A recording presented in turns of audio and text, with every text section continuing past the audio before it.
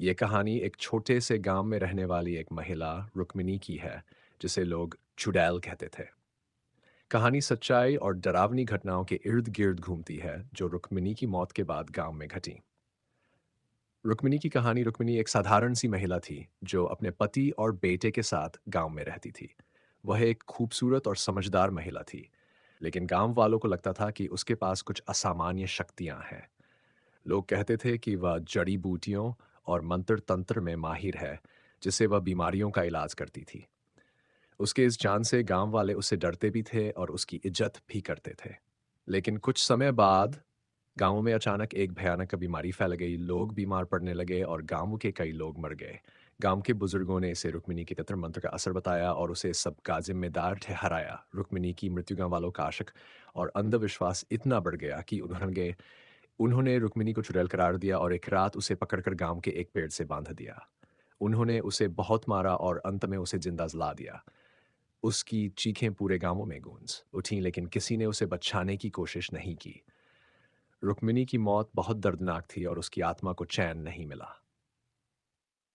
भूतिया घटनाएं रुक्मिणी की मौत के बाद गांव में अजीब और डरावनी घटनाएं घटने लगीं। जिस पेड़ पर रुक्मिणी को जला दिया गया था, वहां से रात के समय लोगों को किसी के रोने और चीखने की आवाजें सुनाई देती थीं। कई लोग कहते थे कि उन्होंने रुक्मिणी की परछाई देखी है, जो उस पेड़ के आसपास घूमती है।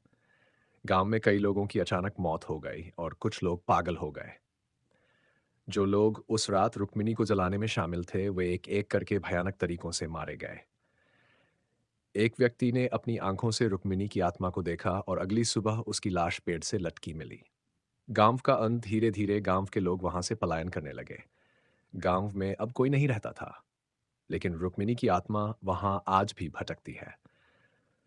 लोग उस गांव के पास से गुजरने में भी डरते हैं, क्योंकि वहां आज भी रात के समय रुक्मिणी की चीखें सुनाई देती हैं।